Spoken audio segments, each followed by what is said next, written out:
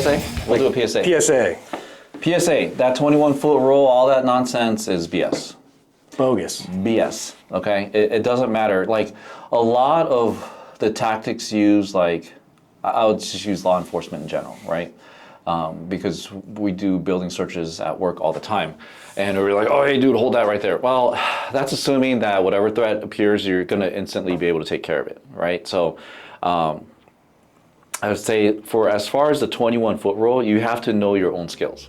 Absolutely. Like, if you suck at drawing your gun, right? If you're slow, if it takes you a second and a half, 2 seconds to draw your duty gun, that 21-foot rule should be like a 60-foot rule, right? So the rule is give yourself 1 second to react. Like, does that seem totally reasonable? Not to me. Yeah. I would like to have more than 1 second. Yeah. And plus, you're assuming that if a guy's charging at you and you're just able to get a shot off him, like we have both seen people shot multiple times and they can continue fighting. We'll post that video that we were watching today. Yeah. The guy was shot a bunch of times and he continued to fight for another 10 seconds and then he was able to shoot a bunch of other people within that 10 seconds before he died. Right? So you got to know your abilities, what you can and cannot do, right? And then that should dictate how you handle your tactics. So for some people, like I know shooters, that 21-foot rule, they'll probably wait till they're like 10 feet away. Because they're crazy. They're just, blah, blah, blah, and I'm like, oh, Yeah. damn. Then I don't see some people, hey, that guy's a quarter mile away, you better start shooting, right? And get extra magazines. Dude, sometimes you got to know, like, if your tactics suck, like, leave. It's not for you. Yeah. Get out of that situation. Yeah, and they'll get offended if like somebody else that has better abilities like comes and they're like, hey, do you mind if we switch positions or whatever, right? Who cares, man? That's part of working the team. Yeah. Play off each other's strengths. Yeah. I see these big dudes and I'm like, all right, you got this? I'm just kidding. Well, you should be, right? If you know, like, hey, you have a suspect maybe like 25, 30 yards away, and you can't make that shot because you can't hit paper with it, right? And you know someone that can, hey, you know, switch positions, have the other person take the shot. Train. Know your abilities, right?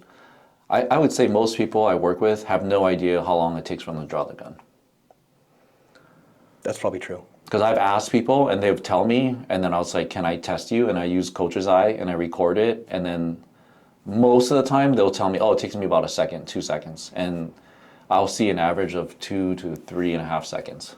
And then some people are struggling because they put the, everyone now puts the tourniquet in front of their holster. Mm-hmm. And then as they move around, they go to work, all that stuff, it starts finding its way upwards. And then when they try to disengage that hood, it's blocked by the tourniquet, and then now they're like, ah. I'm like, well,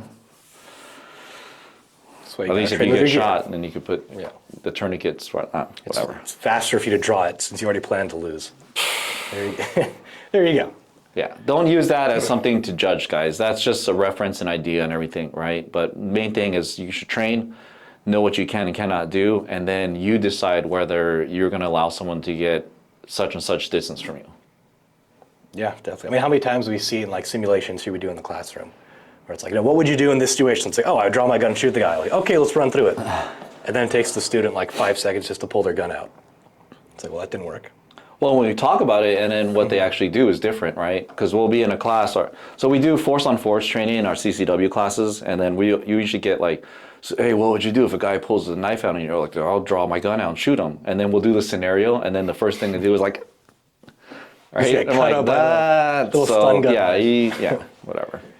But, all right, guys, we'll see you. Just a quick PSA.